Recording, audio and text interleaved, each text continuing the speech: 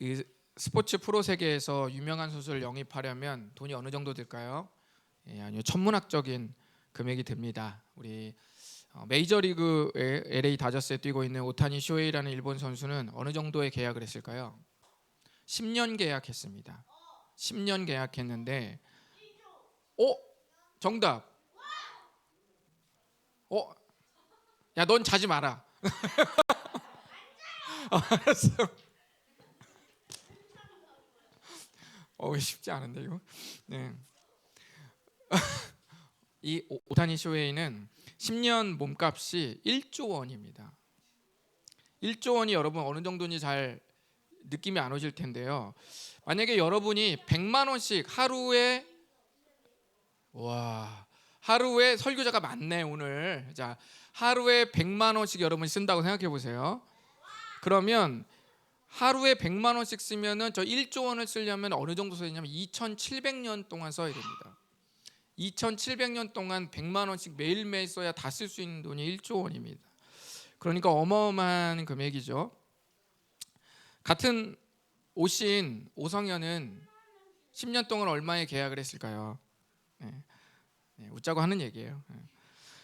실력이 좋은 선수는 다른 팀에게 계속 러브콜을 받는 거죠.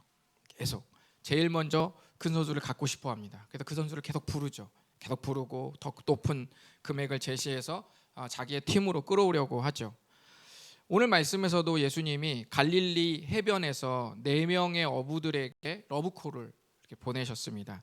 도대체 그 어부들이 얼마나 대단하길래 예수님의 러브콜을 받았을까요? 그들의 몸값은 얼마였을까요? 우리는 마가복음 1장 14절 15절을 지난주에 함께 나누었습니다. 그때 예수님께서 침례 요한이 미리 닦아놓은 길 위에서 드디어 복음을 선포하셨다고 말씀드렸습니다. 기억나시죠?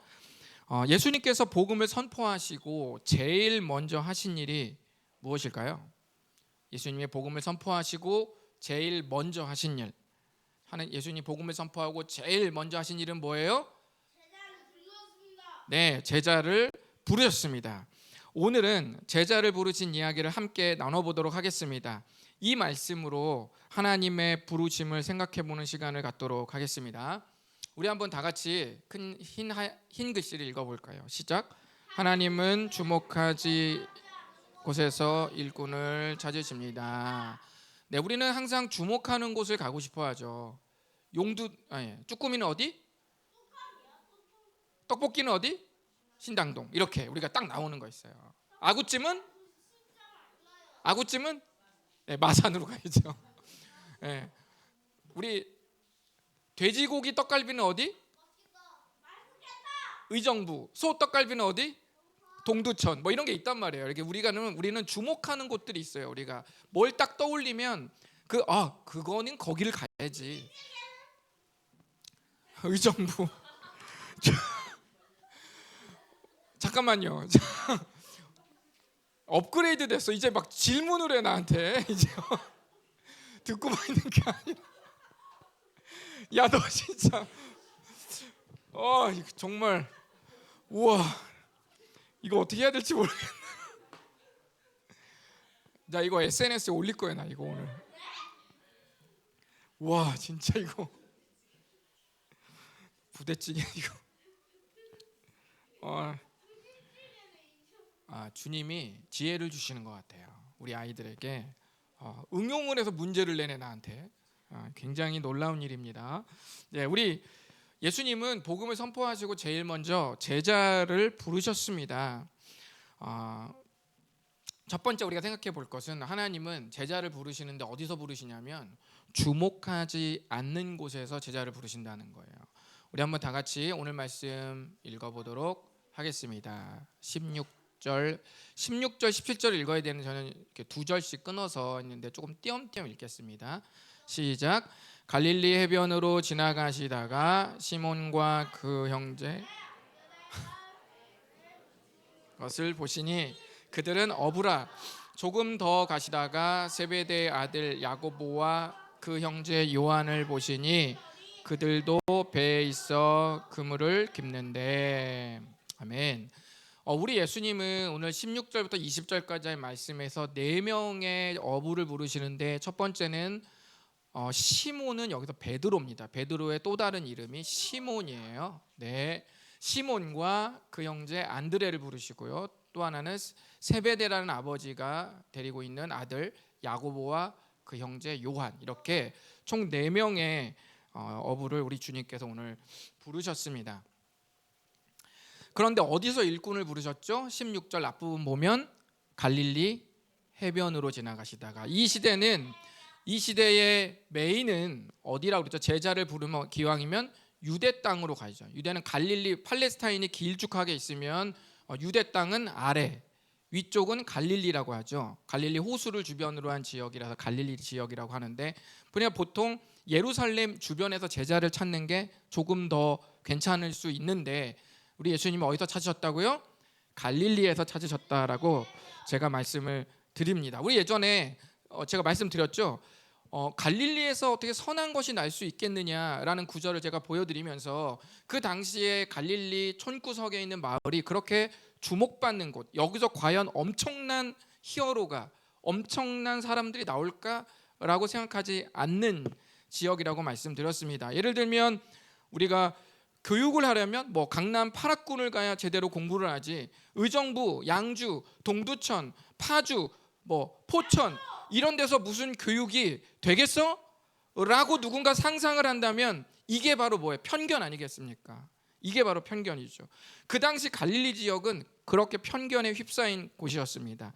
16절과 19절을 보면 바로 갈릴리 해변으로 우리 예수님께서 어부 4명을 부르셨는데 반복되는 말이 있어요. 그게 뭐냐면 지나가시다가 라는 말이 있고, 또 하나는 뭐가 있어요? 보시니 라는 말이 있습니다. 우리 주님 예수님께서 이렇게 쭉 지나가시다가 특별한 어떤 사람을 딱 보고 응시한 거죠. 뚫어지게 딱 봤다. 지나가시다가 뚫어지게 시선이 멈추고 그 사람을 딱 봤다는 거예요. 그리고 멈춘 그곳에서 뭐가 일어나요? 부르심이 일어난다는 거예요. 멈춘 곳에서 부르심이 일어납니다. 세베대의 아들 야고보와 요한, 안드레와 시몬, 베드로죠. 바로 이 4사람에게 예수님의 시선이 머물렀습니다. 하나님은 이미 되어 있는 사람을 뽑지 않습니다. 그러니까 하나님 보다가 잘생긴 사람을 보고 또는 돈이 많는 사람을 보고 엄청 피지컬이 좋은 사람을 보고 라고 고정되는 게 아니라, 우리 하나님은 그런 게 기준이 아니라는 거예요. 그런 게 기준이 아니라 이미 되어 있는 것을 뽑지 않아요. 사람들이 보기에 쟤는 다 됐다, 쟤는 완벽하다라고 생각하는 사람들을 향해서 시선이 고정되지 않는다는 거예요. 하나님은 리더십이 뛰어나거나 머리가 엄청 좋거나 잘 살거나 잘생겼거나 특별한 재능이 있거나 피지컬이 좋은 사람을 선별해서 뽑지 않습니다. 하나님은 언제나 남들이 주목하지 않는 사람을 주목하십니다. 그러니까 우리에게 소망이 있는 거예요. 남들이 주목하지 않는 사람을 주목하세요. 이것이 하나님께서 일꾼을 뽑으시는 방법입니다. 언제나 하나님은 사람의 시선을 뛰어넘습니다. 제가 어릴 때는 이게 세상과 제가 예수님이 고정하는 그 시선의 기준이 세상과 완전히 달라요. 예전에 제가 어릴 때 집 앞에 보면은 비포장 도로가 많았거든요. 제가 초등학생 때는 문을 열고 밖으로 나가면, 여러분은 모르시겠지만 흙바닥이 많았습니다. 그러니까 포장이 아직도 안 된 거예요. 그 정도로 옛날이죠. 그러면 동네에서 형, 동생, 친구들끼리 막 모여서 뭘 하냐면 야구를 해요. 동네에서 흙바닥에서 야구를 하는데, 제일 잘하는 형 둘이서 가위바위보를 해서 한 사람씩 이렇게 뽑는 거예요. 그래서 가위바위보 해서 이긴 형이 나는 김민구, 그럼 나는 또 그럼 나는 표진열 하고, 또 가위바위보 해서 나는 방건, 이렇게 뽑고 그럼 나는 아쉽지만 박성민, 이렇게 뽑는다는 거예요. 이렇게 뽑고 계속 한다는 거죠. 이렇게 계속 뽑다 보면 맨 마지막에 남는 사람이 있어요, 없어요?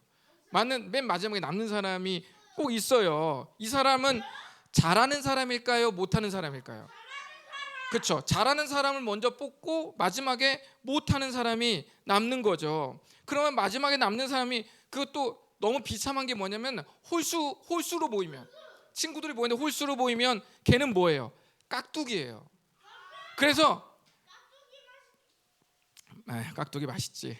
깍두기처럼 막 들어가가지고 어떤 친구는 그러니까 자기가 처음에 안 뽑히고 깍두기처럼 그냥 휩쓸려 가니까 기분이 좋아요, 안 좋아요? 기분이 안 좋지. 기분이 안 좋아서 삐져가지고 야구 안 하고 그냥 집으로 가는 친구들도 있었어요. 나 안 뽑았다고. 그 당시에는 많은 친구들 중에 내 이름을 먼저 불렀으면 하는 그런 바람들이 있었습니다. 왜냐하면 잘하는 사람 순서대로 이름을 불렀기 때문에. 잘하는 사람 순서. 나중에 불리면 불릴수록 더 못하는 애들이고 제일 실력이 없는 친구는 마지막까지 이름이 불려지지 않는 거예요. 그럼 친구들이 말하죠. 야 그냥 너네 가져. 너 가져 그냥. 그럼 서로 떠밀어요. 그럼 얘가 막 이리 갔다가 막 이리 갔다가 막 아이 네 가져 그냥 막 이렇게 하면서 서로 떠미는 거죠. 이런 소리를 듣고 어떤 친구는 친구를 잃지 않기 위해서 내가 그 동네에서 왕따가 되지 않기 위해서 그냥 그 씁쓸한 마음을 쓸어 담고 그냥 운동을 하는 친구들이 있어요. 얼마나 비참합니까? 사람이 물건이에요. 야 너네 가져 여기. 세상은 그런 겁니다. 실력 있는 사람을 먼저 주목하고 점수를 내걸고 그 점수에 부합하는 사람들을 뽑죠. 이게 세상입니다. 그런데 우리도 그런 시선으로 나를 볼 때가 많아요. 그런 시선으로 나를 보죠. 우리는 성경에서 다윗을 왕으로 뽑던 그 순간을 우리가 좀 들여다볼 필요가 있습니다. 사무엘 선지자가 이새의 아들들 중에서 왕을 뽑으라는 하나님의 명령을 듣고 이새라는 사람의 가족을 만납니다. 그래서 이새의 아들들 중에서 왕을 삼으라고 하나님이 그러셨으니까 이새의 아들들을 자기 앞으로 지나가게 해요.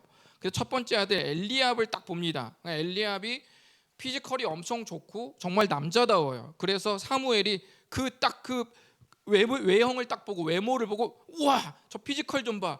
저게 과연 하나님이 뽑으실 사람이로구나. 바로 그 왕이로구나 라고 하니까 그때 하나님께서 말씀하십니다. 뭐라고 말씀하시냐면 맨 위에 보면 여호와께서 사무엘에게 이르시되 그의 용모와 키를 보지 말라.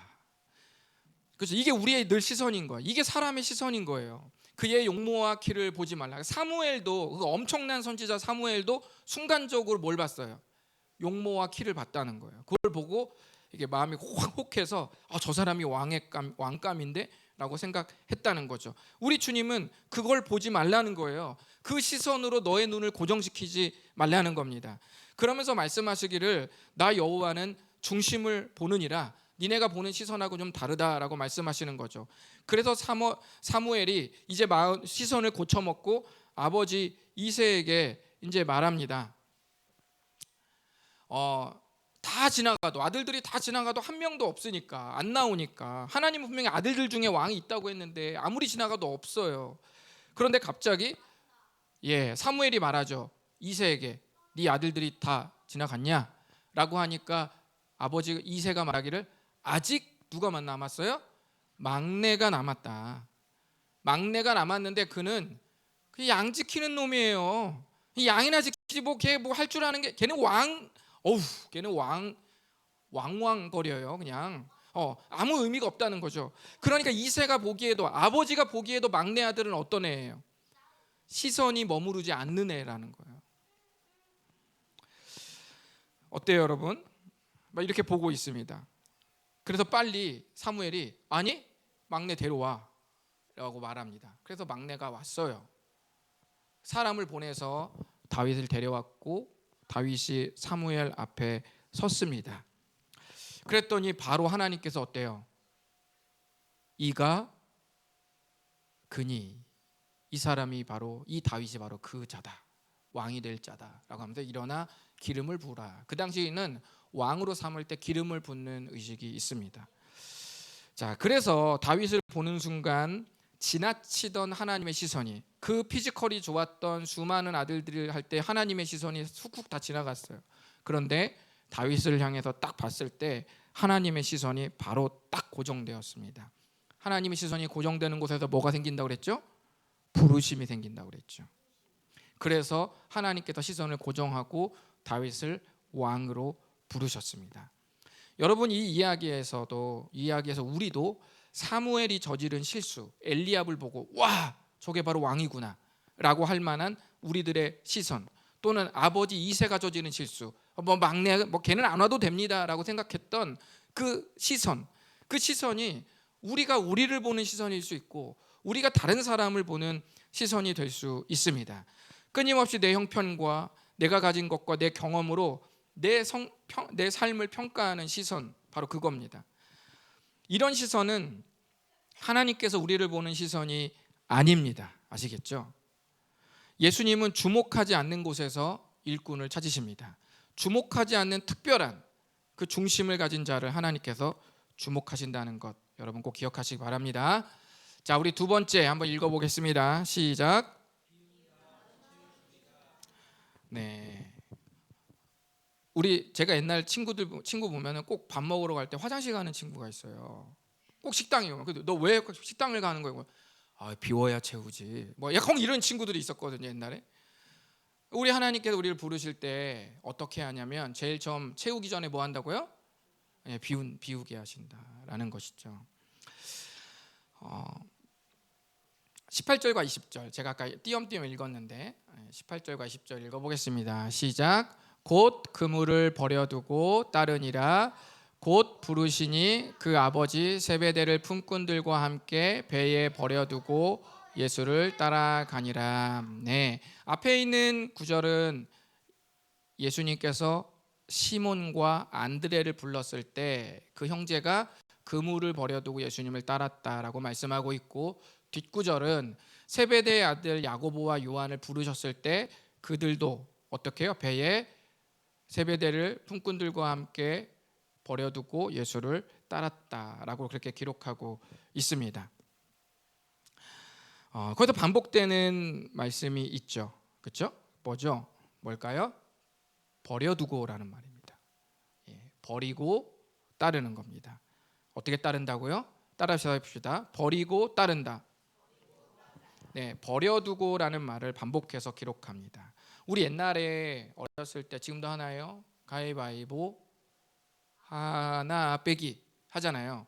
가위바위보 하나 빼기라는 게임을 해보면 내가 딱 이렇게 정하면 상대도 내놓을 거 아니에요. 두 개를 딱 해요. 그러면 여러분들 고민이 막 돼요. 고민이 돼도 그 중에 하나를 딱 내면 이제 이기고 지는 거 아니겠습니까? 그런데 어떤 친구는 결정장애가 있는 친구가 있어요. 그런 친구 꼭 어떻게 하는지 알아요? 그렇죠. 자기도 모르게 두 개를 내는 거야. 이거 내면 저거 내면 진다. 이거 내면 저거 내면 내가 지는데 하다가 자기도 모르게 망설이다가 하나를 빼야 되는데 못 빼고 두 개를 앞에다가 내는 친구들이 있는데, 우리 삶도 그러는 삶이 많다 이거예요.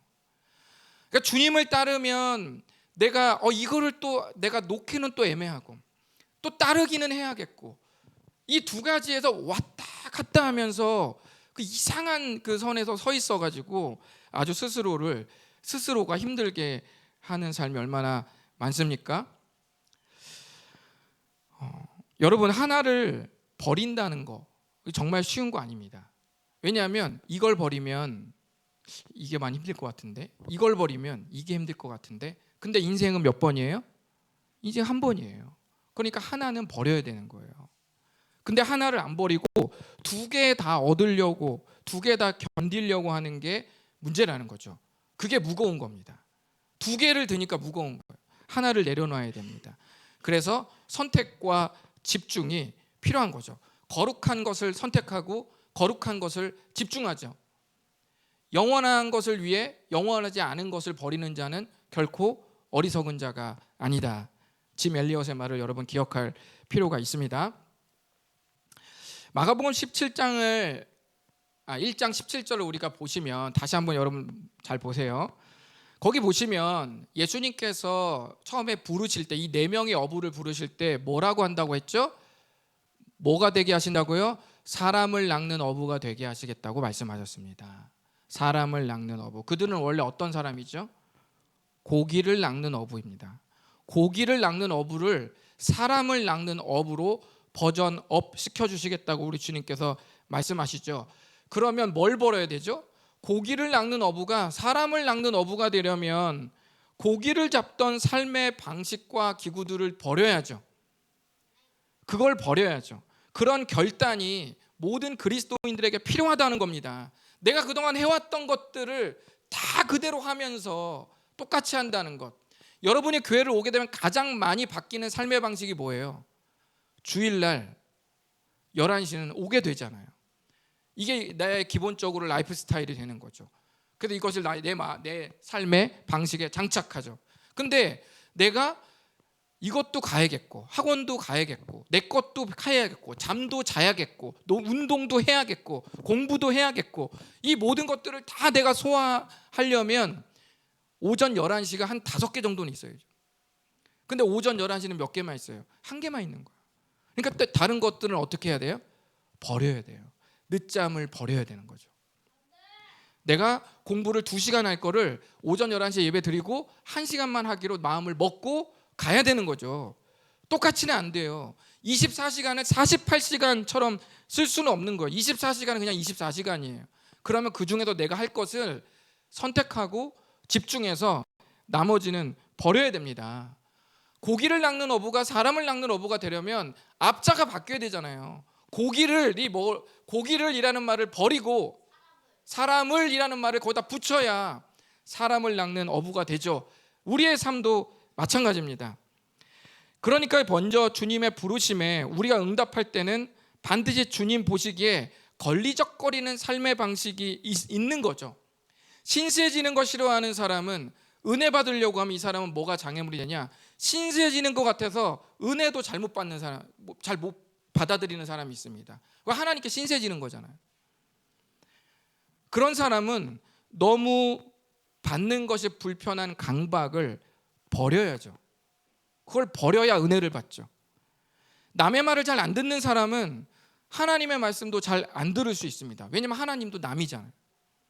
그러니까 말을 잘 안 듣죠. 이런 사람은 경청하기 위해서 말 안 듣는 자기 고집을 버려야죠. 고집을 갖고 어떻게 듣습니까? 그걸 버려야죠. 굉장히 마음이 넓은 척하지만 과학 외에는 받아들이지 않겠다고 말하는 사람이 있습니다. 그런 사람을 우리는 그런 생각을 우리는 과학주의라고 말하죠. 이런 사람은 지나친 과학주의를 버려야 됩니다. 왜냐하면 우리가 살아가는 방식의 대부분이 과학 대신 믿음의 세계에서 살고 있기 때문입니다. 이 세상에 이 처음을 다루는 기원과학은 어느 정도의 믿음을 필요로 하고, 그 다음에 세상의 뉴스, 어플을 켜고 실행하는 인터넷 뱅킹, 내 돈이 숫자로 지나가면 건너간 걸 내가 믿는 거죠. 모바일로 내가 보지만 실제로 은행에서 넘어갔다고 내가 믿어야죠. 그래야 그 업무를 할 거 아니에요. 내가 교통이나 날씨 정보를 스마트폰에서 눌러서 확인을 해요. 20분 뒤에 버스가 오는구나. 오늘 날씨가 몇 도구나. 그거를 내가 믿어야 그거에 맞게 옷을 입고 나가죠. 비가 온다는 걸 확인하고 그걸 믿어야 우산을 들고 나가죠. 우리의 대부분 삶의 방식은 과학보다는 믿음이 압도적으로 영역이 많다는 것도 기억을 해야 됩니다. 우리가 사람을 낚는 어부가 되기 위해서 하나님은 이런 것들이 먼저 걸리적거리도록 만드십니다. 예전에는 걸리적거리지 않았던 것들이 이제는 걸리적거려지게 되는 거죠. 그런데 사람에 따라 끝까지 고집을 부리는 분들이 있습니다. 끝까지 버리지 않고 끝까지 전부 다 움켜쥐고 내가 한번 따라가 보겠다라고 생각하는 분들이 있습니다. 안 됩니다. 불가능합니다. 고기를 낚는 어부가 사람을 낚는 어부가 되려면 앞자가 바뀌어야 돼요. 고기를이라는 말을 버려야 돼요. 버려야 돼요. 버려야 사람을 낚는 어부가 되는 겁니다. 하다못해 글씨를 바꾸려고 해도 저렇게 바뀌는데 사람의 마음이야 오죽하겠습니까? 우리는 사기쳐서 사람을 낚시질하는 사람들이 아니라 예수님의 십자가와 부활을 말씀으로 신뢰해서 사람을 낚는 사람들이라는 것 기억하시기 바랍니다. 사람을 낚으려면 성경의 가르침의 방향과 거꾸로 가는 삶들을 전부 버려야 됩니다. 버려야 낚는 거죠. 반드시 기억하시기를 바라겠습니다. 네, 마가복음 1장 15절을 보시면 저번 주에 제가 뭐라 했죠? 때가 찼다. 드디어 타이밍이 왔다. 하나님의 나라가 가까이 왔으니 회개하고 복음을 믿으라고 말씀하셨습니다.